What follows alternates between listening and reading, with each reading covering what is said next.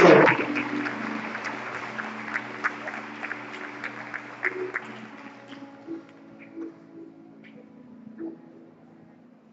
Dios les siga bendiciendo, hermanos. Queremos darle gracias al Señor y al pastor Caballero por el privilegio que me brinda de ser partícipe de lo que el Señor hará en este retiro. ¿Cuándo sabe que el Señor va a hacer cosas grandes? Gloria a Dios. Sí, gracias. El tema que se nos ha asignado a hablar, ¿verdad?, por el reino de Dios, es un tema amplio, vasto. Hay mucha información sobre ese tema que realmente en mucho tiempo se tomaría para agotar ese tema, ¿verdad? Porque desde ese Apocalipsis se habla sobre el reino de Dios, que no diga el reino de Dios en todos los pasajes de la Biblia. Vamos a estar hablando en esta noche acerca de estableciendo el reino de Dios en nuestra vida. Luego estaremos hablando de estableciendo el reino de Dios en la iglesia y finalmente estableciendo el reino de Dios en la sociedad. Esta noche es estableciendo el reino de Dios en nuestra vida. Amén. Vamos a estar leyendo en Génesis capítulo 3, Génesis capítulo 3, verso 15. Génesis 3, 15. Gloria a Dios.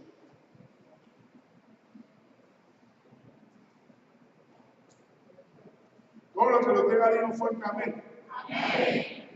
En la mayoría, suena como la mayoría. Vamos. Y pondré enemistad entre ti y la mujer, y entre tu simiente y la simiente suya. Esta te herirá en la cabeza, y tú le herirás en el calcañar. Y pondré enemistad entre ti y la mujer, y entre tu simiente y la simiente suya. Esta te herirá en la cabeza, y tú le herirás en el calcañar. Vamos a estar orando. Padre amado, te bendecimos y te damos la gloria, porque solamente tú lo mereces. Pedimos que te glorifique de una manera especial, que exaltes a través de la meditación de tu palabra, Señor. En el nombre de Jesús, sacamos todo espíritu contrario al movimiento del Espíritu Santo en este lugar, que los aires conforme a este lugar. Los atamos en el nombre de Jesús, los lanzamos al abismo en el nombre de Jesús. Atamos todo espíritu contrario al buen desarrollo del resto del culto, conforme al cumplimiento de tu propósito divino en cada vida, en cada oyente. Los atamos en el nombre de Jesús y los lanzamos al abismo en el nombre de Jesús. Que tu Espíritu Santo nos hable, que tu Espíritu Santo ministra nuestras vidas según la necesidad física, espiritual y material, conforme a tu santo y divino propósito. Cumple tu perfecta voluntad en cada vida para tu gloria. Que tu Espíritu Santo traiga iluminación a nuestro espíritu, entendimiento a nuestra alma, vigor y salud a todo nuestro cuerpo, edificación, prosperidad y bendición a todo nuestro ser, éxito, triunfo y victoria a todos nuestros planes, proyectos, actividades, negocios, empresas y visión ministerial. Y que se cumpla tu propósito divino, tu visión divina, tu perfecta voluntad en tu iglesia, tanto en el sentido colectivo como en el sentido personal e individual.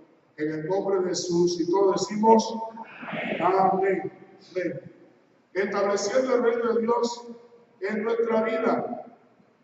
¿Qué significa el reino de Dios? Para eso primero tenemos que hablar sobre la palabra reino. La palabra reino es sinónimo de gobierno, es sinónimo de control territorial, control sobre personas, y es el ejercicio de dominio territorial y sobre personas. La Biblia nos habla acerca de un reino. El reino de Dios es un reino sempiterno. Sempiterno significa que no tendrá fin, no tiene tiempo establecido, porque así como es Dios, es su reino. Él es eterno y todo lo que Él hace es eterno, o sea, dura para siempre. También la Biblia habla de que el reino de Dios es un reino sin límite. No se puede medir por territorio del reino de Dios. Si usted analiza un poco en el universo, la tierra del cual nosotros vivimos, nos movemos, en comparación a lo vasto del universo, la tierra es menos que un grano de arena en un vasto mar. Y solamente nosotros tenemos conocimiento de este globo terráqueo limitado.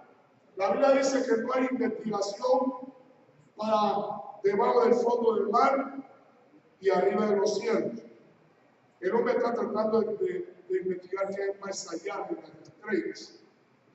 Pero según la Biblia no va a poder encontrar toda la verdad del universo.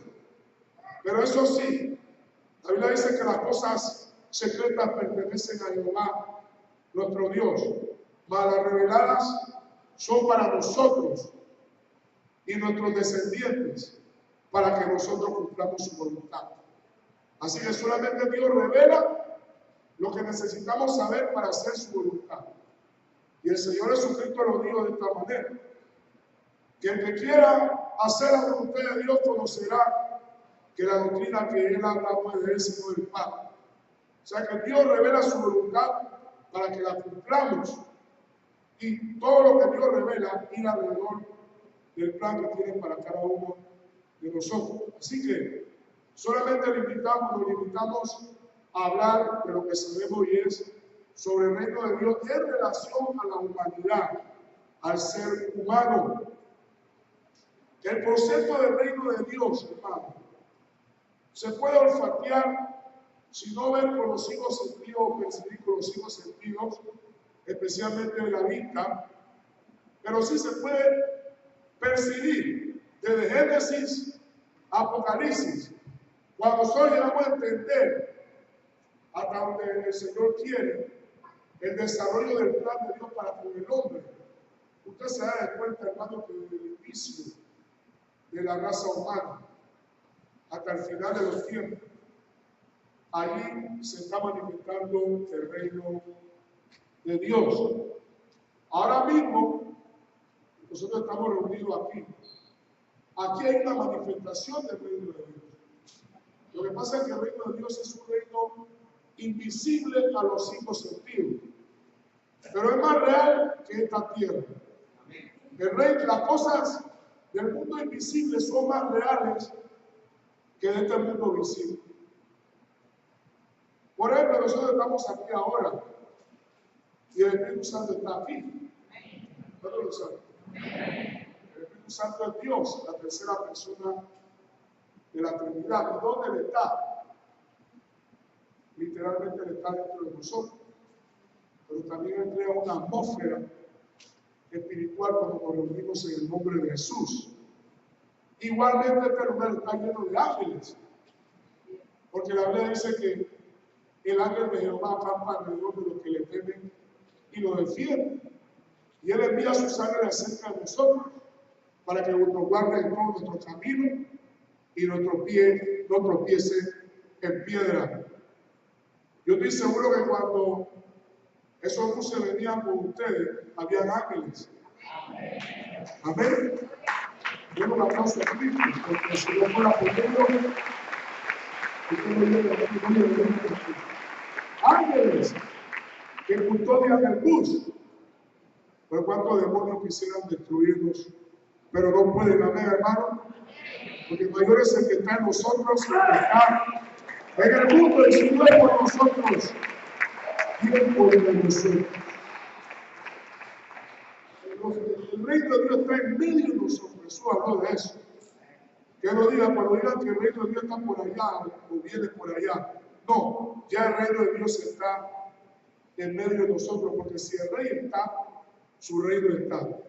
Y Él dice en su palabra que si 2 o 3 se congregan en su nombre, Él se hace presente. Así que donde está el rey, está su reino. Amén, hermano. Porque aquí está el reino de Dios. Y por eso es que esta convocación, este retiro, por eso, porque tiene que ver con la agenda de Dios para con su reino. Y vamos a hablar después sobre el reino de Dios en relación a la iglesia. Pero Dios tiene un programa prediseñado antes de la fundación del mundo. Para nosotros es sorpresa este evento, pero para Dios no, porque ya esto estaba en el programa de Dios. Amén, hermano. Esto ya estaba en el programa de Dios, así que aproveche cada momento para recibir toda la revelación y todo lo que Dios tiene para usted. Amén. Ahora, el concepto del reino de Dios está a través de toda la escritura, del Génesis hasta Apocalipsis. Yo voy a hacer un breve recuento de lo que acabo de decir, porque cuando nosotros llegamos a entender mejor el orden cronológico del plan de Dios a través de las Sagradas Escrituras, podemos entender mejor la Biblia. No el orden que aparece en los libros en la Biblia, no es el orden del cual los acontecimientos que se dan en relación a la historia sagrada en ese mismo orden. No, pero tenemos que estar claros de cuál es el orden en que Dios va desarrollando su plan, de que Dios ha desarrollado, está desarrollando y va a finalizar. La Escritura dice que Dios creó, en el principio creó Dios los cielos y la tierra. La Biblia dice que Dios creó la tierra para ser poblada, para siempre. Algunos piensan que cuando venga el juicio, donde todas las obras de la tierra sean quemadas por fuego, según Pedro 3, piensan que todo el globo terráqueo será eliminado por total. No, la Biblia dice que la tierra fue creada para ser poblada para siempre. Lo que será destruido será la superficie de la tierra. Y Pedro lo dice de esta manera, que así como el mundo del tiempo de Noé fue anegado por agua, esta vez será anegado por fuego. Habrá un diluvio de fuego, donde Dios va a destruir todo lo que está sobre la superficie de la tierra, y Él va a establecer un cielo nuevo y una tierra nueva, la nueva Jerusalén va a descender sobre la tierra. Pero cuando Dios crea la tierra, es para que el hombre habitase sobre ella. Usted sabe de Génesis capítulo 1, los primeros 25 versículos, hablan acerca de cómo Dios fue creando cada fase, cada parte de la tierra, y luego en el versículo 26 dice: hagamos al hombre a nuestra imagen y semejanza. Dios pone al hombre Adán, y luego de Adán sale la mujer. Lo pone allí. Ahora, la Escritura dice que Dios le dio al hombre y a la mujer la capacidad de fructificar y de multiplicarse. O sea, que el plan de Dios no era solamente una pareja. Era, como hoy podemos ver, y aún va a aumentar la humanidad, como dice Pablo en Hechos 17, que de una sola sangre hemos salido todos nosotros. Cuando Dios crea al hombre y a la mujer, no solamente Dios le dio fructificado y multiplicado, también Dios le dio que sojuzgara la tierra. Ya estamos hablando de que Dios le está dando al hombre la facultad de ejercer dominio sobre la tierra, ¿verdad? Y ahí entonces podemos ver ya el principio de autoridad que comienza en Adán y Eva, pero sobre la tierra, y además vemos el principio de la mayordomía o de la administración. ¿En qué se basa el principio de la mayordomía? Se basa en que una persona que es dueño de algo, ¿verdad?, confía a otra persona para que administre ese algo, esa cosa, para sacar buen provecho, para provecho de la misma persona que lo va a administrar. Dios es el creador de todas las cosas, pero Dios pone al hombre como mayordomo sobre la tierra. Y ese principio es el que brilla hasta el día de hoy. No hay ser viviente, ni el reino vegetal, ni el reino animal, que sea superior al hombre. Aún el hombre Dios lo hizo a su imagen y semejanza. Ahora, cuando usted lee acerca de Dios como creador, habla de Jesús. Dice que por Él y en Él y para Él fueron creadas todas las cosas y nada subsiste si no es por Él. Entonces, el Señor Jesús, por voluntad de su Padre y en la ejecución del Espíritu Santo, Él crea todas las cosas y pone al hombre sobre todas las cosas. Pablo en Efesios capítulo 1 dice que nosotros fuimos predestinados para ser santos en Él, para la alabanza, para la gloria de su alabanza, la alabanza de la gracia de su gloria. O sea, que es ya Dios, cuando Dios crea al hombre, Dios crea todas las cosas, pone al hombre. Ya Dios estaba visualizado porque Dios dio de visión, de propósito, que no hace nada por hacerlo, todo tiene su propósito. Dios estaba visualizando un pueblo que vendría de Adán, pero iba a adorarle a Él. Seres vivientes que existen para adorar a Dios. Cuando el Señor habla con la mujer samaritana, Él se lo dice, Dios está buscando verdaderos adoradores que le adoren en espíritu y en verdad. Y esa palabra adorar es más que cantar, porque el canto al Señor es una manera de alabar. Tiene que ver con una vida totalmente entregada y sometida a la voluntad de Dios. Una vida que quiera agradar al Señor. Usted sigue leyendo, hermano, usted verá que Satanás entra en escena, engaña a la mujer y luego la mujer, contaminada por el pecado, siendo usada por Satanás, engaña al hombre y los dos desobedecen a Dios comiendo del fruto del árbol de la ciencia del bien y del mal.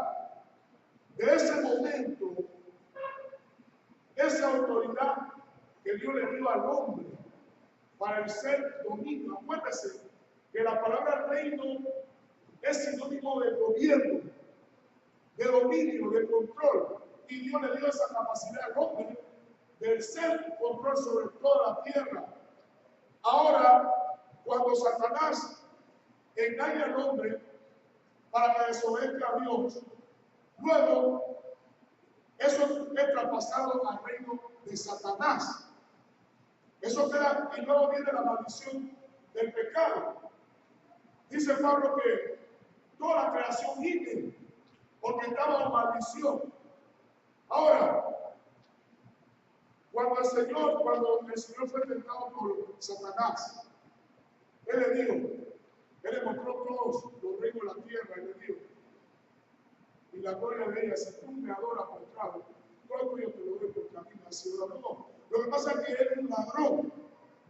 Él engañando al hombre, Él conociendo los principios de Dios, porque fue un ángel muy cerca de Dios. Él sabiendo que la desobediencia le da derecho legal a él sobre el hombre, porque eso es lo que pasa cuando el hombre le falla a Dios. Satanás llega a tener derecho legal sobre el hombre. Por eso la Escritura dice que el que practica el pecado es el diablo. Pero para esto apareció el Hijo de Dios, para deshacer las obras del diablo.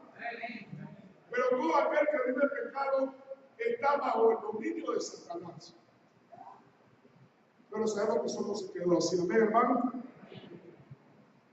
Entonces, cuando todo pasa al control de Satanás, inmediatamente entra la maldición del pecado, de donde vienen todas las demás maldiciones, la enfermedad, la muerte, la tristeza, todo lo que usted se puede imaginar que causa dolor al hombre, la condenación eterna. Ahora, cuando Dios se acerca a Adán y Eva, Dios trata con Adán, trata con la serpiente, trata con la mujer, trata con el hombre, pero cuando él servía a la serpiente que es representativa de Satanás, porque Satanás usó una serpiente, pero en Apocalipsis se le llama el gran dragón, la serpiente antigua. Así que él servía a Satanás. Y le dice lo que acabamos de leer: pondré enemistad entre ti y la mujer, y entre tu simiente y la simiente suya. Esta te herirá la cabeza y tú le herirás en el calcañar. Nosotros estamos viendo aquí una guerra espiritual en dos aspectos. Habla de la enemistad entre el enemigo y la mujer, que representa al ser humano. Pero usó a la mujer porque la mujer fue la que primero fue tentada y fue usada para hacer tentar al hombre, pero representa al género o al ser humano. Y el otro nivel de guerra o de enemistad, pondré enemistad entre tu simiente y la simiente suya. La palabra simiente aquí representa un descendiente. Esta profecía, hermano, es la primera profecía de la Biblia. Y esta profecía, de allí en adelante, tiene el fin de que se cumpla.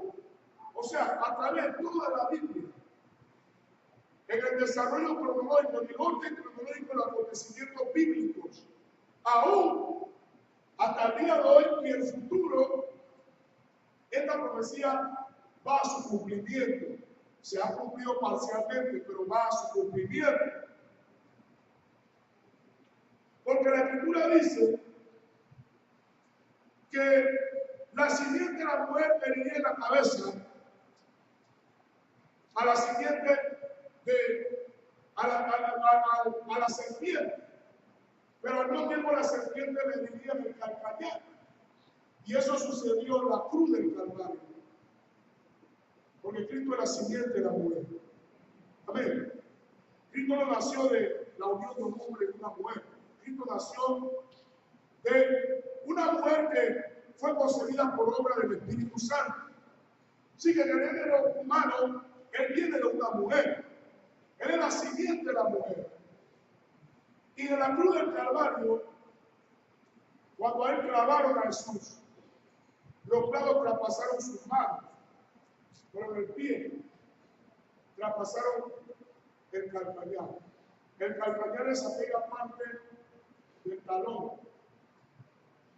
la parte del talón, cerca del talón, el empeine y cerca del talón. El clavo romano traspasó ese lugar y ahí se cumplió de que la serpiente, el diablo, había herido a Cristo, la simiente de la mujer, en el calcañar. Pero al mismo tiempo, el diablo no sabía que mientras Cristo estaba muriendo, él estaba venciendo en la cruz del Calvario. Amén. Porque por medio de la sangre de Cristo que fue derramada en la cruz del Calvario, Dios trae redención al hombre. O sea, lo que el diablo arrebató en el huerto de Edén, en la cruz del Calvario, ahora Cristo viene a redimirlo, Cristo viene a rescatar. La palabra redimir significa un rescate por precio. Cuando algo que tú lo pierdes y tú quieres rescatarlo, tú tienes que pagar. Por eso, nuevamente, bueno, Cristo pagó en la cruz del Calvario para rescatarlo. ¿Y cuál fue el precio? Su sangre, su vida, porque la vida del hombre está en su sangre. Él derramó en la cruz del Calvario su vida, como dice el canto de Marcoví. Gracias, Señor. Él derramó su vida, derramó su sangre gota a gota, y ahí Él nos redimió. Por eso la Escritura dice, hermanos, que el Hijo del Hombre vino a buscar y a salvar lo que se había perdido. Y en la cruz del Calvario el Señor estaba volviendo nuevamente a rescatar todo eso. Ahora, más adelante, al final, en Apocalipsis, usted ve que la Biblia dice que un día la simiente de la mujer regresará en poder y gloria. y habrá una confrontación entre Cristo con su iglesia en caballo blanco y el anticristo con los ejércitos de los reinos de esta tierra. Habrá una confrontación, pero la Escritura dice que en esa confrontación, en la guerra de Armagedón, el Señor Jesús va a matar al anticristo con el resplandor de su gloria y con el espíritu de su boca, con la palabra. O sea que esta profecía ha estado en desarrollo en toda la Biblia, en la historia sagrada. Ahora mismo nosotros estamos en el capítulo, ya finalizando el capítulo 5. Estamos por ahí, porque el capítulo 6 habla de los caballos de los jinetes del Apocalipsis. Eso no ha ocurrido todavía, eso es la gran tribulación. Ahora mismo estamos allí, ¿por qué? Porque según el reloj profético de las 70 semanas de Daniel, ese reloj se ha detenido. Según el cumplimiento de esa profecía, cuando Cristo muere en la cruz, ese reloj se detiene y solamente queda una semana de año, que son 7 años. Y esos 7 años es lo que llamamos la gran tribulación. Pero ¿por qué se detuvo el reloj allí, faltando 7 años, una semana de año? Porque ahora, como Israel rechazó al Mesías, ahora Cristo se vuelve a los gentiles que somos nosotros, para darnos oportunidad de que seamos salvos y seamos parte de ese reino. Eso es lo que se conoce como el tiempo de los gentiles.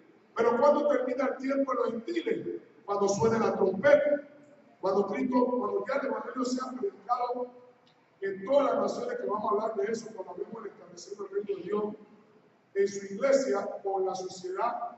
Allí, cuando ya se predica el Evangelio en todas las naciones, en todo el mundo para el testimonio de las naciones, entonces suena la trompeta, Cristo toma su iglesia, la saca de la tierra, porque la ley dice que por cuanto has guardado la palabra de mi paciencia, yo también te guardaré la hora de prueba que ha de venir sobre los moradores de la tierra. O sea, la Escritura dice que esos 7 años serán años de tribulación, cual nunca ha habido ni habrá sobre la faz de la tierra. Y Cristo no quiere que su novia o su esposa pase por eso, así que la va a sacar. Y estaremos en el cielo celebrando la cena de la boda del Cordero, mientras aquí se derramarán los juicios que se menciona de Apocalipsis 6 hasta el capítulo 19. ¿Cuánto da gloria a Dios por eso? Pero hay algo más. Cuando el Señor habló de la simiente de la mujer que iba a vencer a Satanás y a su simiente. Ahora, la simiente de la serpiente es el anticristo.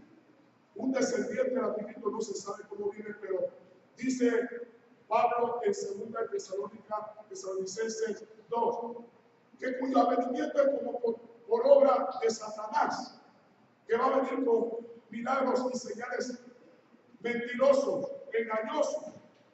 Pero cuando esa profecía fue dada, que es la primera profecía que se menciona en la Biblia, y es la que rige todo el desarrollo de la historia sagrada en la Sagrada Escritura, Satanás lo oyó. Entonces lo que él ha estado haciendo o tratando de hacer es impedir que se cumpla esa profecía. Pero ¿cuántos saben que cuando Dios dice que va a hacer algo, nadie puede impedir eso, hermano? ¿Cuántos saben? Nadie lo puede impedir. Nadie, pero Dios hace la gana. La santa gana. Ahora, usted conoce la historia de Caín y Abel. ¿Quién era el primogénito? Caín. Entonces, Satanás estaba metido ahí. No adoró a Dios como debía, se quedó de ser. Mata a su hermano. Entonces Satanás está diciendo, son dos descendientes de la mujer. Yo voy a trabajarlo aquí para que los dos queden eliminados. El primero va a eliminar al segundo y se acabó. Pero la Escritura dice que Dios tuvo que Adán y Eva tuvieron un tercer hijo, a Seth. ¿Cuánto da gloria a Dios? Siempre hay una salida, hermano. Siempre Dios da una salida. Y luego de Seth tiene a un hijo llamado Enoch, Y dice la Escritura que cuando nació Enós, los hombres comenzaron a invocar el nombre del Señor. Y usted sigue leyendo la historia, cómo el mundo se llena de maldad en los días de Noé. Y el diablo sabe que el pecado trae juicio. Dice, vamos a eliminar a la humanidad para que Dios no pueda cumplir su plan. Pero bendito sea el nombre del Señor. Dice la Escritura que Noé fue perfecto en sus generaciones.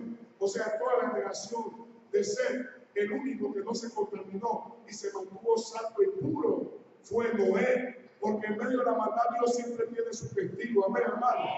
Dios siempre tiene sus simientes. Dios tiene siempre su remanente. Siempre Dios lo tiene. Y de 8 personas que quedaban, Dios habla con Noé y le dice, voy a enviar un diluvio y hazte un arca. Y usted sabe la historia. Y así es como Satanás no puede destruir a la humanidad. Y sigue el plan de Dios. Cuando Dios sale del diluvio, Dios hace pacto con Noé y su descendencia, que es la humanidad en sí, pero representada en su familia, sus 3 hijos con sus 3 nueras. Y hace pacto. Y le dice los dos que le dio a Adán y a Eva que fructificaran y se multiplicaran. Ellos comienzan a multiplicarse, los 3 hijos de Sem, Jafet y Cam, se multiplicaron. Pero Dios quería que ellos se esparcieran y llenaran la tierra. Dios se lo dijo. Pero ¿qué hacen ellos? Se rebelan contra Dios en el valle de Siná y deciden levantar un reino por medio de Nimrod, uno de los descendientes de Cam, en abierta rebeldía contra Dios. Y como que supieran que venía algo, dice, por si fuéramos esparcidos, hagámonos un nombre. Y ahí estaba el principio del reino del anticristo. Porque Jesús dijo en una ocasión, yo vengo en el nombre de mi Padre y a mí no me reciben. Pero si viene otro en su propio nombre, a él sí lo van a recibir. Y la palabra nombre ahí anda de reputación, de fama, de gloria de una persona. Y ese reino de Babel va a recibir en la gran tribulación por medio del gobierno del anticristo. Pero Dios dice, esta gente comenzaron ya, esta gente tiene un solo lenguaje, una misma palabra, y han comenzado a hacer la obra. Nada lo va a detener. ¿Y qué hizo el Señor? Confundando la ley. Lo que el Señor estaba haciendo era retrasando lo que va a suceder al final de los tiempos. Y luego Dios confunde la lengua. Ellos se esparcen porque no se entendían los unos a los otros. Y al esparcirse ahí donde está la semilla de la nación, de la tierra, se forma la nación de la frontera. Pero Dios sigue con su plan. Y de un descendiente de Sem, Dios está buscando un hombre para seguir con su plan. El plan de Dios es tener un pueblo del cual Él pueda mostrar su gloria, manifestar sus virtudes, como dice la Escritura. Y dice la Escritura que los ojos de Jehová contemplan la tierra para mostrar su poder a favor de los que tienen corazón perfecto para con Él. ¿Y a quién Dios ve? A Abraham. Y cuando Dios ve a Abraham, Dios hace pacto con Abraham. Y Dios no solamente habla de Abraham, Dios habla de la descendencia de Abraham. Abraham tiene a Isaac. Isaac, Jacob su nombre cambiado al de Israel. Y luego tiene 12 hijos, y al cual se multiplica y salen las 12 tribus de Israel. Entonces, ahora tenemos un pueblo del cual ya Dios tiene sus ojos, porque Dios quiere usar a Israel, a ese pueblo, para mostrarle a las naciones cómo, para que conozcan el verdadero Dios. A través de ellos, el Señor lo dice, y Pedro lo repite a la iglesia. Vosotros sois una nación santa, un pueblo adquirido por Dios, un linaje especial, un pueblo real sacerdocio, para anunciar la virtud de aquel que os llamó de la tiniebla a su luz admirable. Esa fue la misma promesa que Dios se le hizo a Israel. Entonces Dios quería un pueblo que pudiera alumbrar en la humanidad y la gente llegara a conocer a ese Dios. Pero usted conoce la historia de Israel. Pero en los días de David, Dios hace pacto con David. En sueño, Dios se le se le revela el sueño que le dice que de la descendencia de él iba a salir uno que se iba a sentar en el trono de Israel y su reino sería eterno. Ya estamos viendo que cómo el plan de Dios se va desarrollando. Usted sabe quién es el descendiente de David, ¿verdad? Nuestro Señor Jesucristo. Recuerda a Bartimeo, ¿cómo llamaba a Jesús? Jesús, hijo de David, ten misericordia de mí, el descendiente. Y usted conoce la historia de todos los reyes, la historia de los reyes. Primero el reino de Israel, Salomón fracasa, Salomón se aparta de Dios, Dios divide el reino. Ahora hay dos reinos, una división de Israel, un reino del norte con 10 tribus, el reino del sur con 2 tribus, las 2 tribus que salieron los 2 primeros reyes, la tribu de Judá y de Benjamín. Y de allí primero se corrompe el reino del norte y después el reino del sur se corrompe. Y el diablo está diciendo, yo voy a acabar con el árbol genealógico, yo voy a acabar con este pueblo, voy a destruir. Quedaba Judá y decía, el descendiente viene de David, así que tiene que está el asunto. Usted conoce la historia como los reyes, hay reyes buenos, reyes malos, hasta que finalmente Dios dice, ya no hay más misericordia, viene el juicio de Dios. Y usted conoce la historia, 70 años en cautividad. Pero hay profecía donde el Señor dice, de Jesús, como raíz de tierra seca. Vamos a leerlo un momento. En Isaías 53.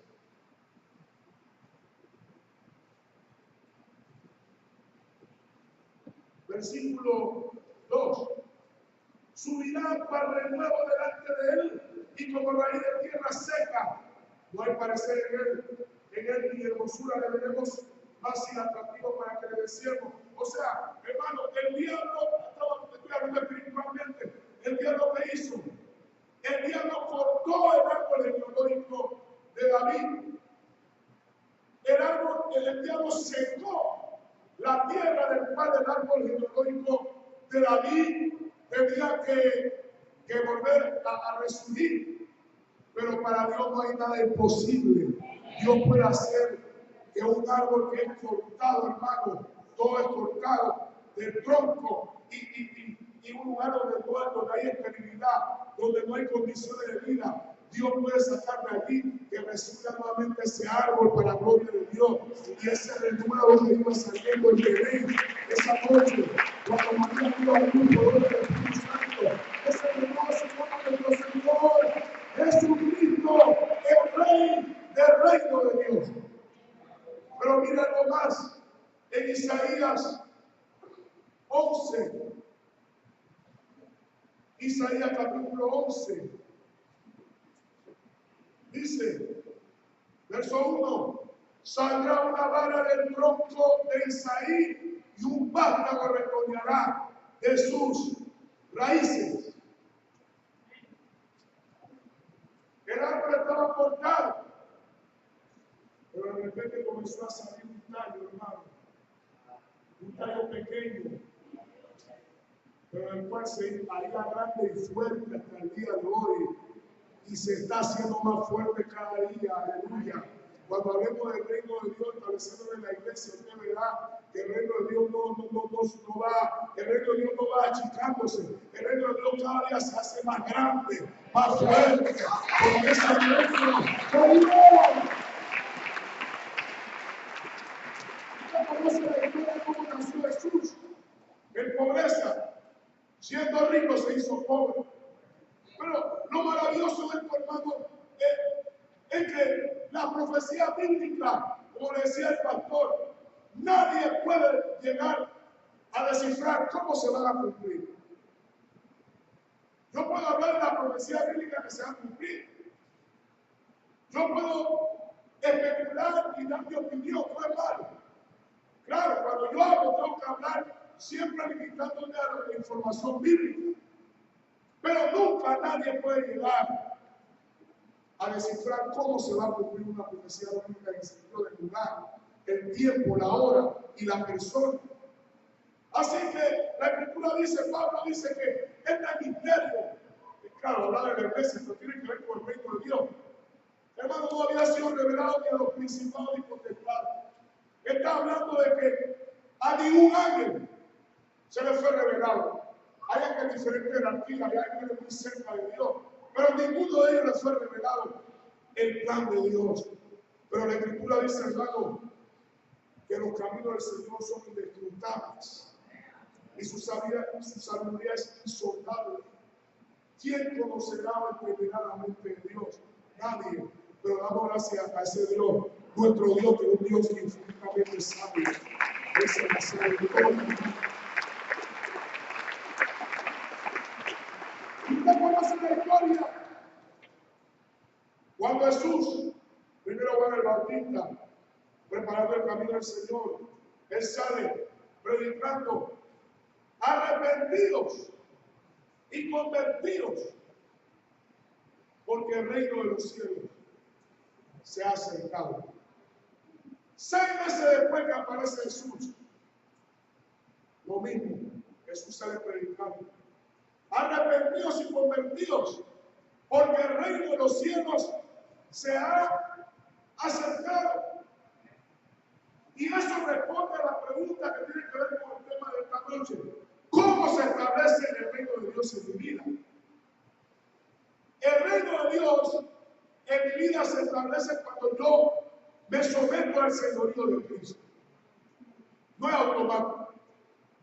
Yo tengo que rendir mi vida a Cristo. ¿Pero por qué dice arrepentido? Porque realmente la arma más poderosa del reino de Satanás es el pecado.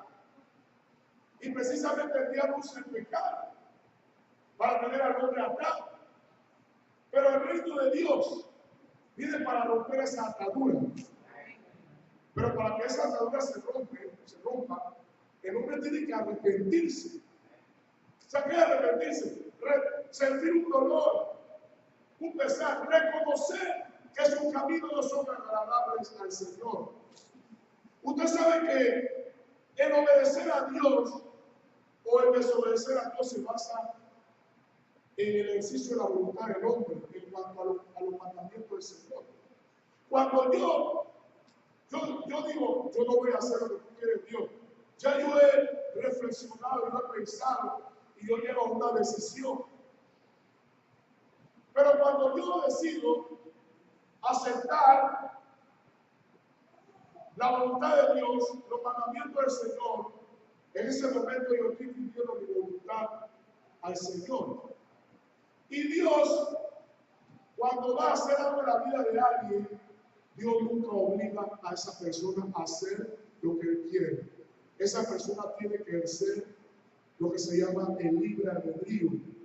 La persona tiene que asentir. En su corazón tiene que decir, sí, Señor. Tiene que ser algo del corazón, como dice la Biblia, que usted cree en el corazón y confiesa con su boca que Jesucristo es el Señor. Así es como se establece el reino de Dios.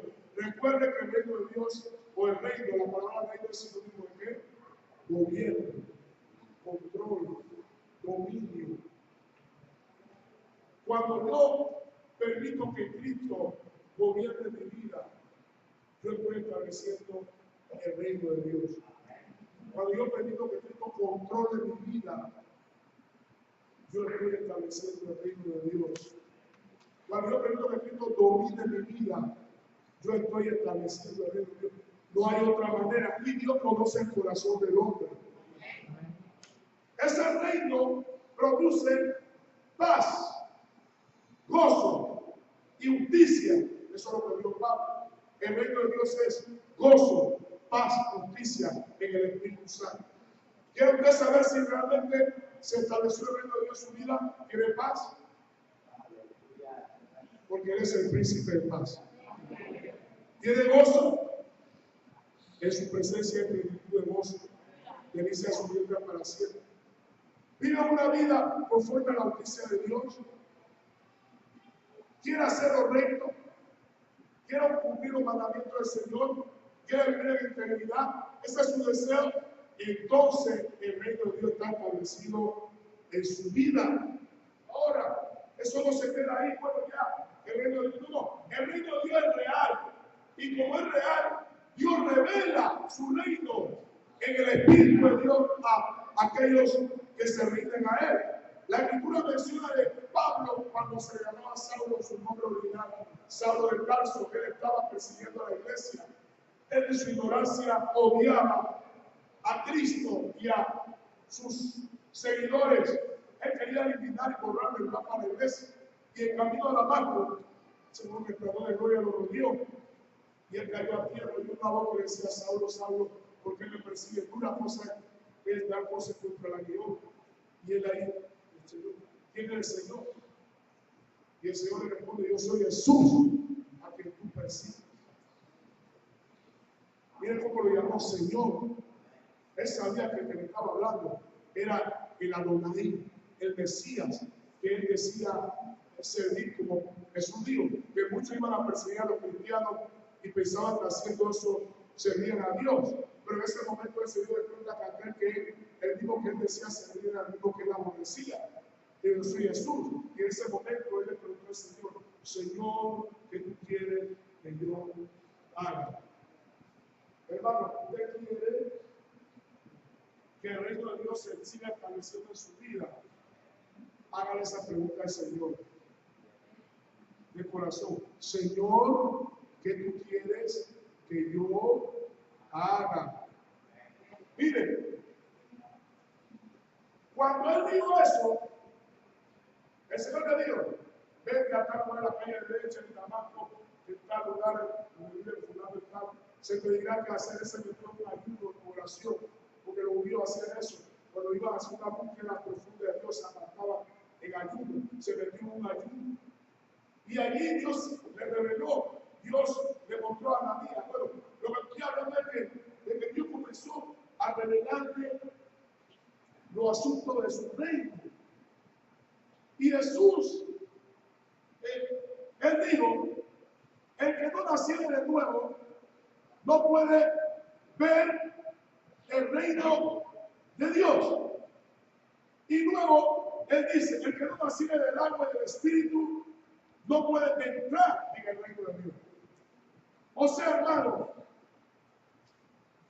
y yo voy a detenerme aquí, porque es la parte más importante de este mensaje, porque el asunto no es decir: ya yo soy cristiano, el reino de Dios está, yo sí que ya el reino de Dios se estableció en mi vida. No, hermano. El reino de Dios es mucho más real de lo que usted se imagina. El reino de Dios es más real que lo que usted está palpando aquí, lo que usted ve aquí. Y Jesús dijo que el que no naciera de nuevo no puede ver el reino de Dios. Alguno me dirá: bueno, eso habla del cielo. Un momento. Puede que sí, pero es más que eso. En 1 Corintios 2, cuando Jesús habla de la revelación, de la sabiduría de Dios, que Dios dice que no hemos recibido el espíritu de este mundo, sino el espíritu de Dios, para que sepamos las cosas que Dios nos ha concedido. Él no está hablando solo de allá arriba. Él está hablando de los asuntos de aquí, de la iglesia. Nadie puede trabajar sin iluminación. Y nosotros estamos lidiando con un reino invisible. ¿Qué fue lo primero que Dios hizo cuando creó, cuando todo estaba desordenado y vacío? ¿Qué fue lo primero? ¿Ah? Sea la luz. Hay una enseñanza ahí. Dios no está enseñando. Es que, hermano, para Dios, la oscuridad, dice la verdad, que es como el mediodía. Así que Dios no necesita la luz para seguir haciendo lo que Él quiere, sino que Dios le está enseñando algo a Él. No se puede trabajar sin iluminación. Y la palabra revelación en la Biblia es sinónimo de iluminación. Cuando hay hermanos que viven en un nivel donde no tiene revelación. Y esa no es la voluntad de Dios. Ah, no, yo no soy profeta. Yo no soy fulano de tal. La hermana Dios le da visiones y sueños. Y a mí, ¿quién dijo que hay que ser profeta para tener revelación? Todo verdadero cristiano debe tener revelación. Amén. Pablo lo dijo. Pablo dijo, habiendo oído de vuestra fe y amor, yo no ceso de rogar de que Dios le dé espíritu de sabiduría y de revelación en el conocimiento de Jesús. Y luego habla de tres cosas, pero yo no voy a hablar sobre el reino de Dios, que ustedes deben saber. En Colosenses lo mismo, habla de inteligencia espiritual y de sabiduría en la voluntad de Dios. En la voluntad de Dios. Todo cristiano tiene que tener revelación de la voluntad de Dios en su vida y del reino de Dios en su vida. Usted no puede lidiar con el reino de Dios sin revelación, porque es como un ciego trabajando en un ambiente donde él no conoce, no va a lograr nada.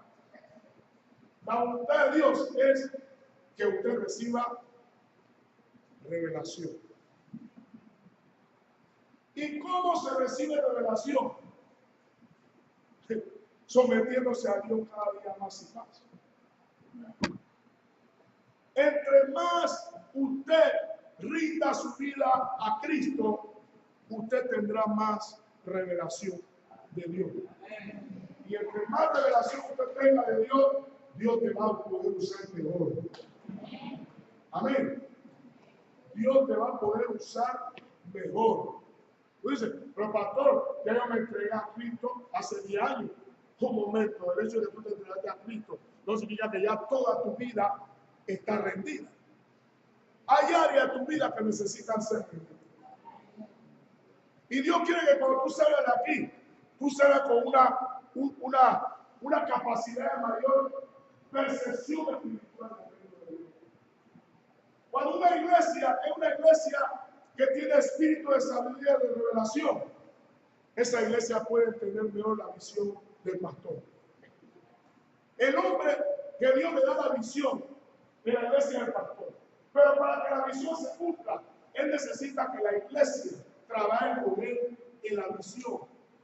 No es que yo ciegamente voy a obedecer al pastor. Está bien, pero Dios no quiere eso. Dios quiere que usted entienda lo que él está haciendo en la iglesia. Dios quiere que usted entienda la dinámica del reino en la iglesia donde usted se congrega. Dios quiere que usted entienda o conozca el ministerio que Dios le ha dado, los dones espirituales, cómo debe usar esos dones. Una iglesia que se mueve en la visión de Dios, no hay nadie que la detenga. No hay nadie que la detenga. Yo estaba meditando, yo no sé si el pastor, eso viene de ahí, pero yo estaba meditando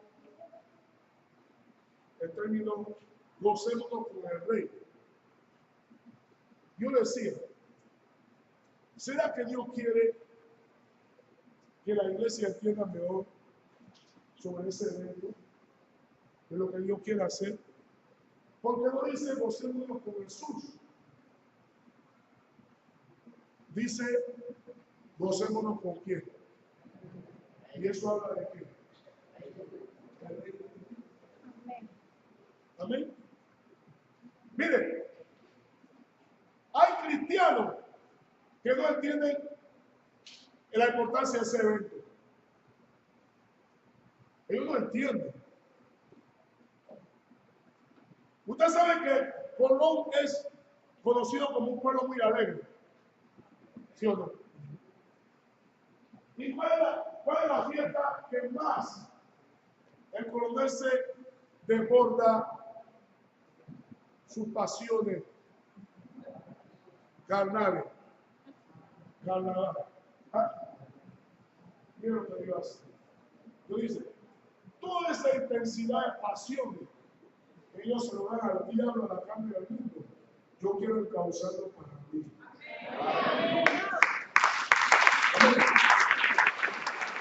Yo quiero encauzarlo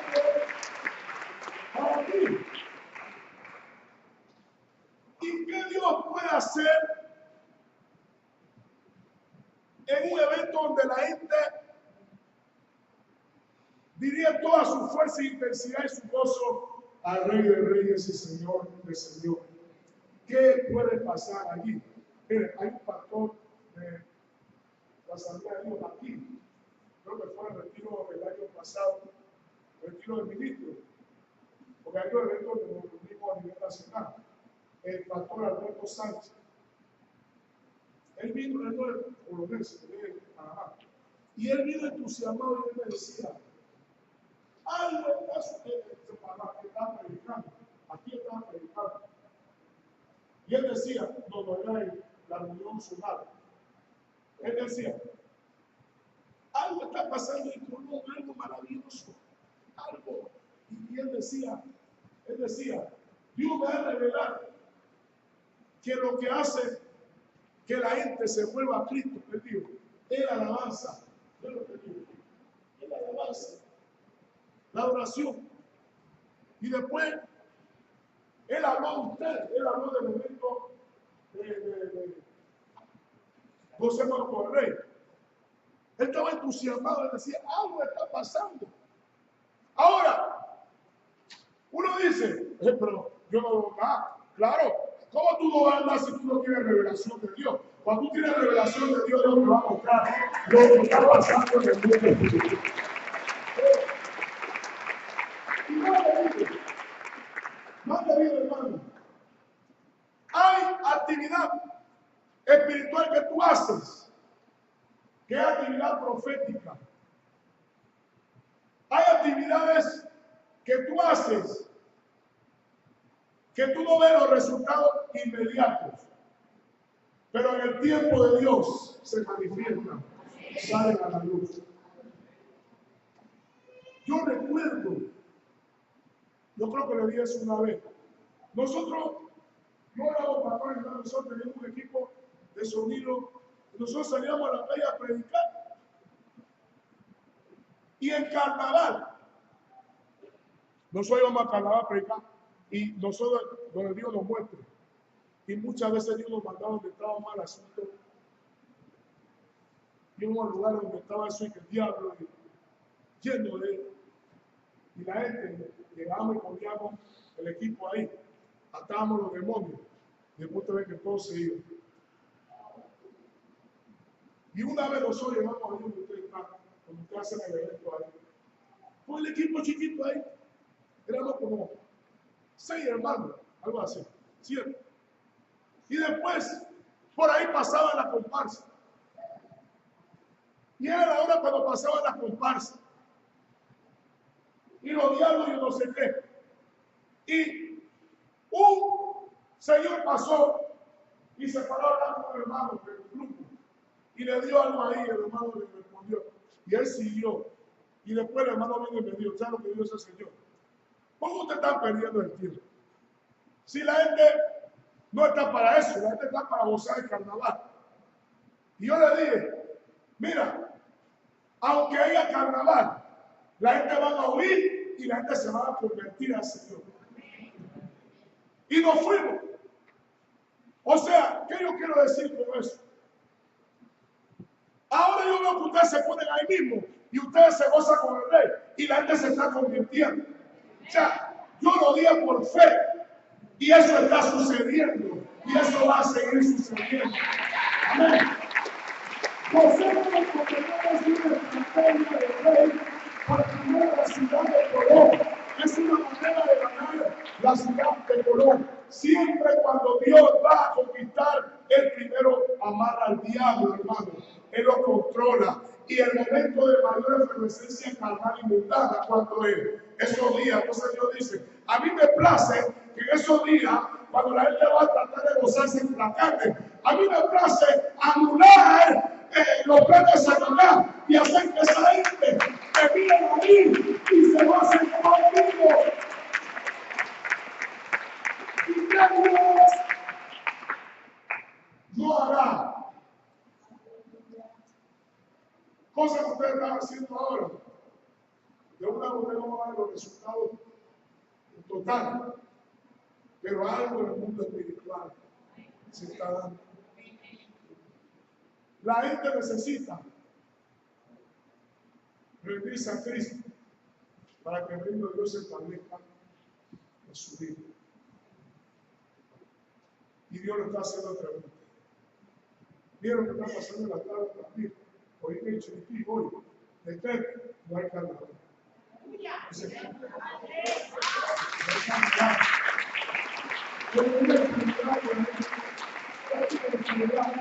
Iba a entrar en las 5, hermano. Allá en la tarde todavía están discutiendo que yo no sé qué y lo otro. La iglesia, no solamente la iglesia de ustedes, muchas iglesias a nivel nacional han estado orando por años de que Dios elimine eso. Pero me gusta lo que ustedes están haciendo. ¿Sabe por qué?